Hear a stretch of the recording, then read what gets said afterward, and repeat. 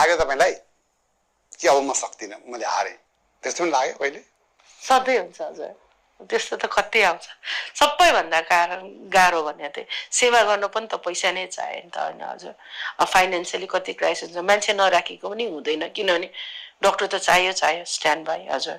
यस्तो क्रिटिकल केसहरू आउँछ, हस्पिटल लानुपर्छ, यस्तो समय आउँछ कि हजुर अब यो महिना त मैले धान्नै सक्दिनँ, अब त मैले गर्नै नसक्ने भन्छ।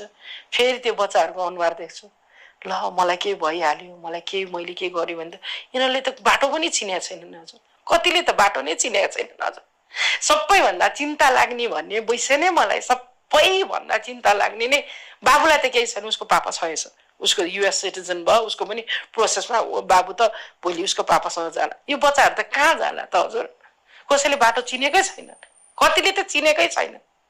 म त त्यही भन्छु, कतिले चिनेकै छैनन् कहाँ लगेर अब अरू सेल्टरले चाहिँ ट्रिटमेन्ट हुने बित्तिकै लगेर छोडिदिन्छ, तर म चाहिँ सक्दिनँ क्या।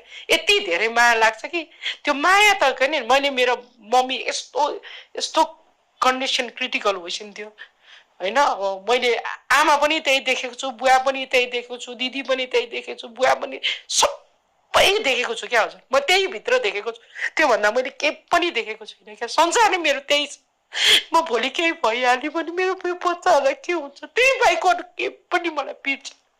आज मलाई 1 हप्ता भइसक्यो, म अस्ति त्यो सुकुम्बासी भाषा गरेको देखि त एकदम टेन्सन भयो। मान्छेलाई त त्यसरी बिचल्ली बनाउँदा यो पशुलाई त कसले, अब त्यो अर्काको जग्गामा बसेको छु, भोलि कहाँ जाने के गर्ने, राज्यले अहिलेसम्म केही पनि गरेको छैन मलाई, के गर्नु। अब अस्ति 32 दिन मैले बसेको पनि हो, अब त्यो सरकार राज्यले केही गरोस् भनेर। अरूभन्दा त्यो बच्चाहरूको के माया लाग्यो, के माया लाग्यो, के माया लाग्यो, के माया लाग्यो। यो माया त बयान गरेर साध्यै छैन, के माया लाग्यो। मान्छेले भन्छन् के अरे मान्छेलाई गरेको भए त कहाँ पुगिसक्थ्योस् होला त भने, ए बाबा मान्छे र पशुमा के फरक छ त? उसले बोल्न जान्छ र उसले बोल्न नजान्ने भन्ने पीडा त दुइटाको एउटै होइन त हजुर। अब कति केसेसहरूमा मारेको केसमा भन्छु न, अब म धुलखेलमा एउटा खैरेक भन्ने कुकुरलाई मारेको थियो, 2 हप्तासम्म लुकेर बस्नु पर्यो। कस्तो कस्तो केसहरूमा जान्छु, त्यो कुकुरहरूलाई एनिमलहरूलाई जस्टिसै दिन पाउँदिनँ क्या हजुर।